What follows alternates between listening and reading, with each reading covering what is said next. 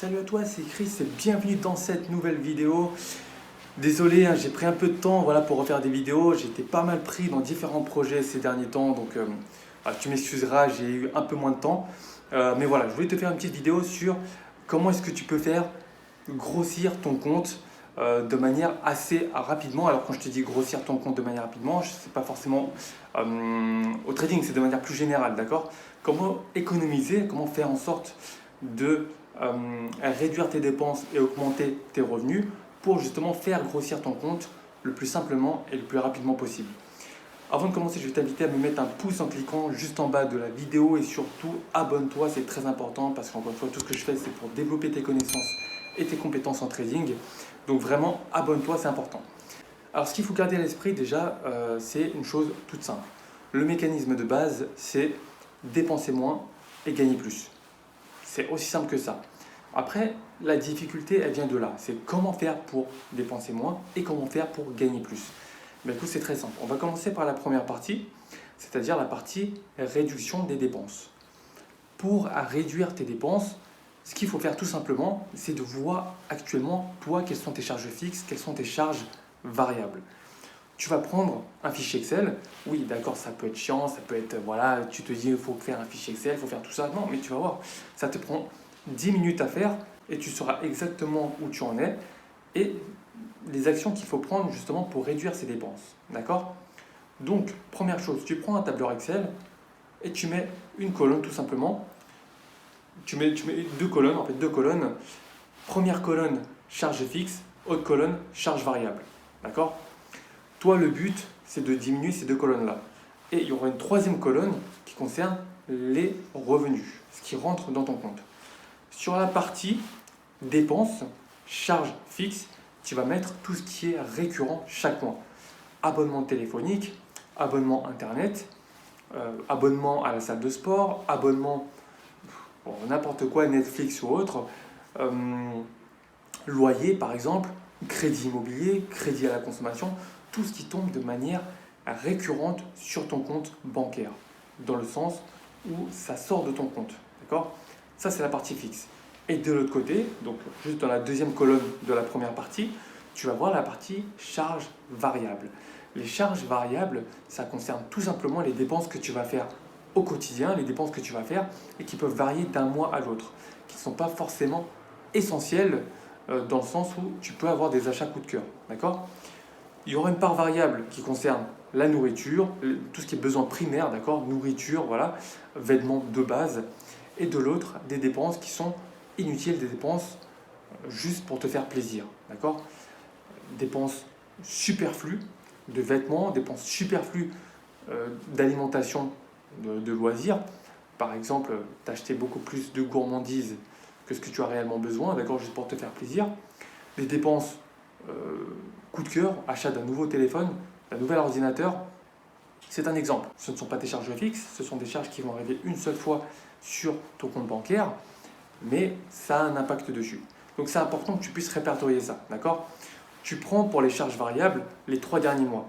Tu prends les 3 derniers mois. Si tu n'as pas assez d'historique, tu prends les 6 derniers mois, d'accord? Mais en général, 3 derniers mois, ça suffit. Tu prends les 3 derniers mois et tu regardes vraiment tes dépenses de coup de cœur, tes dépenses juste pour te faire plaisir. Regarde à combien ça s'élève. Si vraiment, ça représente une part importante de tes revenus, si ça représente un quart de tes revenus, c'est trop. C'est trop, d'accord? Je te dis c'est trop si vraiment tu cherches à optimiser tes revenus et que tu penses à ton futur, bah vraiment c'est trop, d'accord? Tes dépenses de loisirs pour te faire plaisir, il peut y en avoir de temps à autre, mais pas de manière récurrente, pas chaque mois, d'accord? C'est beaucoup trop. Et enfin, dans l'autre partie, tu répertories tes rentrées d'argent. Et tu verras mécaniquement que tes sources de rentrées d'argent sont beaucoup plus faibles en termes de nombre. Nombre de sources de rentrées d'argent, c'est beaucoup plus faible que les dépenses. D'accord? D'un côté, tu as le téléphone, le loyer, les crédits, etc. De l'autre côté, tu as généralement juste ton salaire. Et ben voilà. Partons de ce constat-là, il y a des choses simples à faire. Toutes les charges fixes qui pour toi sont essentielles, tu les conserves et tu vas comparer sur Internet des solutions équivalentes et moins onéreuses. Tout simplement. Exemple tout simple, abonnement Internet, tu vas comparer les différents opérateurs, tu regardes le plus avantageux pour toi et tu changes d'opérateur. Aussi simple que ça. Pareil, fournisseur d'électricité, tu vas comparer les différents fournisseurs d'électricité, tu prends moins cher, pareil. Assurance auto, l'assurance pour ta voiture, tout le monde en a une, d'accord? Tu vas comparer pareil les différents assureurs sur le marché, tu regardes à garantie équivalente le moins cher, tu prends le moins cher, tout simplement.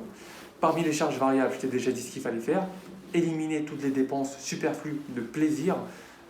Pense juste que ça sera un plaisir qui ne sera que différé puisque tu pourras te faire plaisir dans le futur, ou même de temps en temps, mais pas de manière récurrente chaque mois. D'accord? Ça, c'est très important pour tes finances personnelles. Ça, crois-moi, c'est très important. C'est ça, de ce côté-là. Et enfin, au niveau des rentrées d'argent, tu vas chercher à multiplier tes sources de revenus, tout simplement. D'accord? Tu as diminué d'un côté et tu vas augmenter les dépenses et tu vas augmenter les recettes de l'autre. Tu as juste ton salaire, et ben tu vas te chercher d'autres sources de revenus. Le trading, tu vas chercher d'autres sources de revenus. L'investissement en bourse, les dividendes, d'accord? Tu vas chercher d'autres sources de revenus, des loyers avec de l'investissement locatif par exemple. Tu vas chercher d'autres sources de revenus, l'affiliation par exemple, d'accord? Tu vas chercher différentes sources de revenus qui vont te permettre de dépasser largement, mais très très largement, le niveau de tes dépenses, d'accord? Et à partir de là, mécaniquement, ton compte va grossir quoi qu'il arrive. Quoi qu'il arrive, si tu as beaucoup plus de recettes sur la balance que de dépenses de l'autre, mécaniquement, la balance des recettes va être beaucoup plus lourde que la balance des dépenses et donc ton compte va mécaniquement grossir. C'est un concept très simple, plus compliqué à appliquer qu'à le dire tout simplement, d'accord? Mais si tu appliques ces concepts, crois-moi, taux de réussite 100%. Taux de réussite 100%. Voilà, j'espère que tu as apprécié la vidéo. Surtout, mets un gros pouce en cliquant sur le like juste en bas de la vidéo. Et surtout, abonne-toi, c'est très important puisque d'autres vidéos vont venir très rapidement, encore une fois, pour toi. Et si tu es toujours ici, c'est que tu t'intéresses au trading, à l'investissement en bourse et même de manière plus générale à développer ton capital. Parce que voilà, c'est ce que tout le monde recherche, hein, c'est simple. Je t'invite à cliquer sur le premier lien qui est en description et moi, je t'enverrai directement une série de 3 vidéos en privé pour te permettre de passer à l'action. Donc vraiment, clique sur le premier lien en description et moi, je t'envoie ça directement en privé. Et quant à moi, je te retrouve tout de suite pour le visionnage de la première vidéo. A tout de suite.